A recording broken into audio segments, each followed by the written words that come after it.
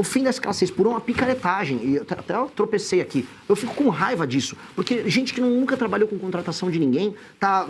Não, porque na Inglaterra dá pra fazer 4%. Que Inglaterra? A gente tá concorrendo com o Vietnã. Os caras não têm a menor ideia do que eles estão falando. Estão pegando um projeto que era da Erika Hilton pra ficar fazendo populismo eleitoral.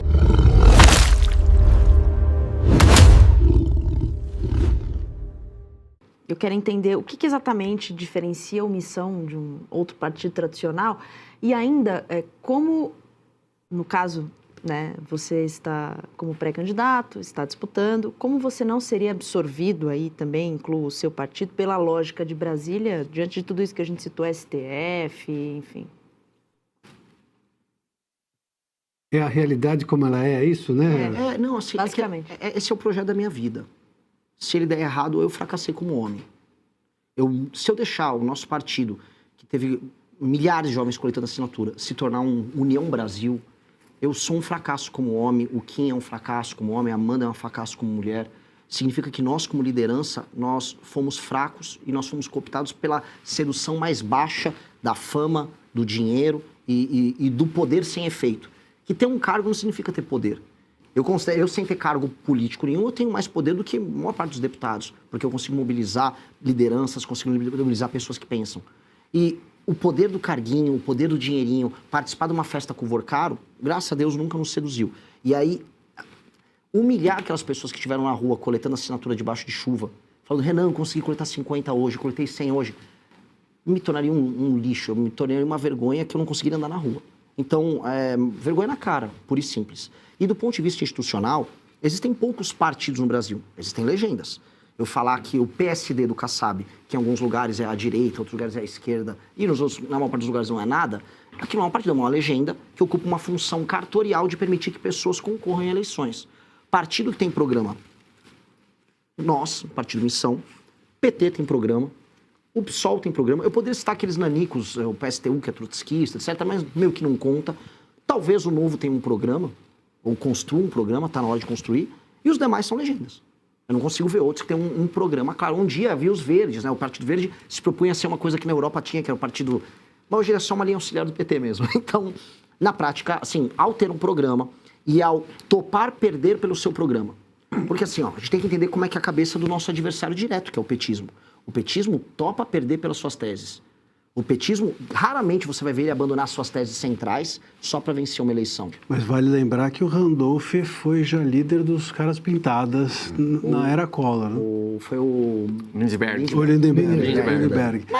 Mas ele não é o fundador do PT, né? Sim, mas os tempos, a máquina gira, né?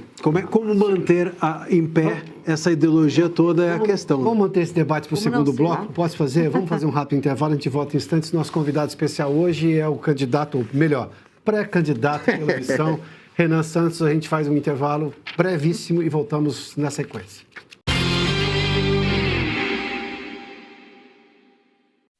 Já de volta com a Arena Oeste desta quinta-feira, o pré-candidato à presidência pelo Partido Missão, Renan Santos, é nosso convidado especial.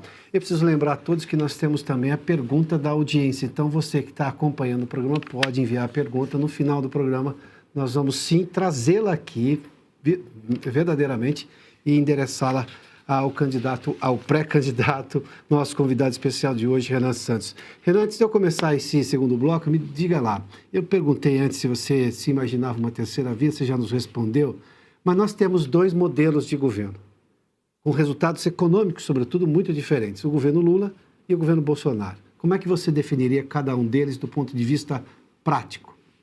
Eu não acho que foram dois governos com resultados econômicos muito diferentes, não. Eu acho que Guedes e a Fernando Haddad são iguais? Não vou ficar trabalhando com marcas, vou trabalhar assim. São dois governos que não aplicaram... Mas não as marcas, os resultados. Os resultados. O crescimento econômico dos dois não foi muito diferente. Na verdade, se eu for falar só em números nominais, o governo cresceu mais aqui. Ele não teve uma crise, ele pegou agora um efeito pós-pandemia superior, que ajuda todos os países que saíram da pandemia. Dito isso, não é que a gente saiu de um baita de um governo com o Paulo Guedes com grandes reformas. O Paulo Guedes pegou uma reforma da Previdência que já estava sendo gestada no governo anterior, tocou no começo do mandato do Bolsonaro, com o Congresso ajudando. Depois ele não tinha ideia de uma reforma tributária, chegou a balbuciar uma reforma administrativa, e ficou mais ou menos por isso mesmo. E no final do mandato, tirando o fato de ter furado o teto algumas vezes, no final do mandato teve todas aquelas políticas adotadas para vencer a eleição, inclusive com crédito consignado, que acabou beneficiando o próprio Banco Master, em decisão do João Roma, um MP ali que ajudou o Crédito Sexta, que não são nem um pouco, vamos dizer, brilhantes do ponto de vista econômico e nem do ponto de vista moral. Dito isto, entra o PT, pega todas essas portas escancaradas e mantém a porta escancarada e adota um outro modelo, que não é nem que fura mais o teto, ele criou um arcabouço que é pior e a gente está se arrastando em termos econômicos. Em termos econômicos, a gente precisa fazer uma reforma fiscal que precisa abrir coisa de pelo menos 3 trilhões em 10 anos. Nós precisamos andar com essa reforma. A gente, do ponto de vista fiscal, vai ter que encarar uma série de problemas que os pré-candidatos não estão tendo coragem de falar. Vou dar um exemplo. A desindexação, tanto da aposentadoria quanto do BPC, do salário mínimo. Hoje o salário mínimo aumenta, automaticamente aumentam esses demais. E o Brasil, eu acho que é o único país do mundo que faz isso. Por isso que a nossa aposentadoria, mesmo o Brasil não sendo um país tão velho, ela custa tanto. Isso é impopular. Os demais pré-candidatos vão falar em fazer. O Flávio correu e falou, não vou fazer. Então vai fazer o quê? Não vai precisar fazer. Vamos precisar fazer uma nova reforma da Previdência, paramétrica, mexendo nos privilégios. Vai precisar fazer. Os demais estão falando? Porque precisa. A gente vai estar falando agora, por exemplo, em cortes de privilégios? Sim, mas e mexer, por exemplo, em renúncias fiscais de quase todos os setores possíveis? Estão falando em fazer? Vai precisar mexer, incluindo Zona Franca de Manaus. Direita e esquerda vão lá fazer campanha no Amazonas. Eles estão falando que vai precisar mexer na Zona Franca de Manaus, que custa dezenas de bilhões todos os anos por orçamento brasileiro?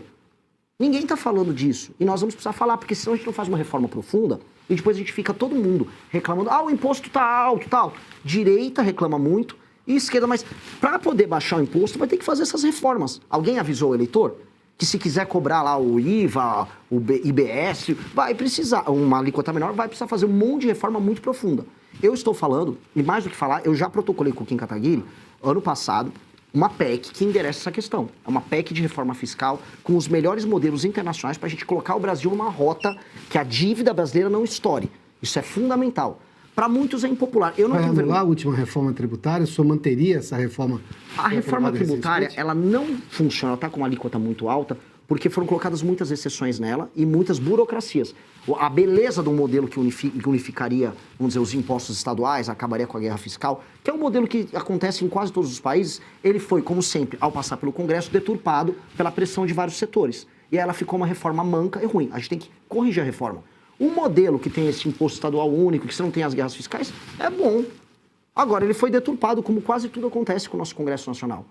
E ele foi deturpado por pressões setoriais das mais diversas. Eu reformaria ela para tirar essas deturpações, para aí sim, a gente ter, vamos dizer, um modelo simples, claro, e eu fazendo uma reforma fiscal, poder baixar as alíquotas.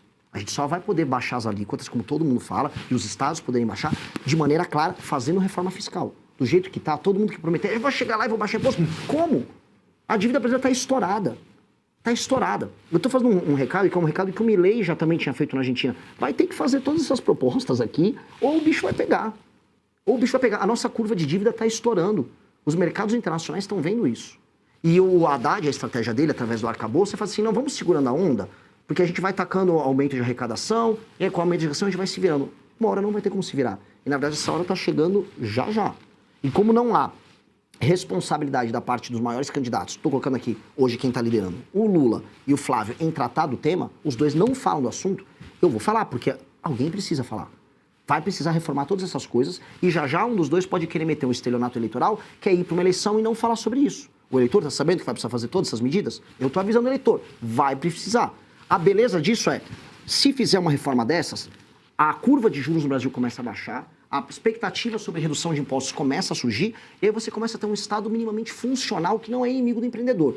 Isso mais uma agenda de competitividade, que também deveria ter passado no governo anterior. Esse aqui eu nem conto, porque eles estão falando agora em eles querem diminuir a capacidade produtiva nossa na marra, que é tirar o pouco que resta de indústria do Brasil do circuito internacional das cadeias globais de produção. É o que o PT está querendo fazer. Está se referindo ao fim da escala 6 por 1. É uma picaretagem. O fim da escala 6 por 1 é uma picaretagem. E até eu tropecei aqui. Eu fico com raiva disso. Porque gente que nunca trabalhou com contratação de ninguém tá... Não, porque na Inglaterra dá para fazer 4 por 3. Que Inglaterra? A gente tá concorrendo com o Vietnã. Os caras não têm a menor ideia do que eles estão falando. Estão pegando um projeto que era da Erika Hilton para ficar fazendo populismo eleitoral. E o que me desespera Cadê a direita? Ela disse que não estudou o assunto? Né? Ela confessou que não Ela estudou estava o no assunto? cabeleireiro, lá com o maquiador dela. É real. Ela não sabe nada do tema, só pegou porque o tema estava popular no Rio de Janeiro, com outro cara do PSOL. Falou, tem um tema aqui para me aproximar do trabalhador. E aí eles estão fazendo uma chantagem emocional com o trabalhador, sem falar o que vai acontecer. Que vai ser todo mundo vai para informalidade, ou vão perder emprego. E quem depende de formalização, vou dar exemplo, indústria.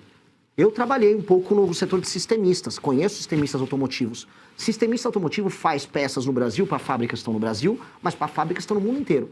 Se você perder a competitividade do sistemista, eles perdem os contatos com Espanha, Estados Unidos, China na hora. Sai das cadeias de distribuição. E é o que vai acontecer. E eles estão prevendo o que vai acontecer. Cadê a direita? Hello, olha aqui no relógio, ninguém está falando nada.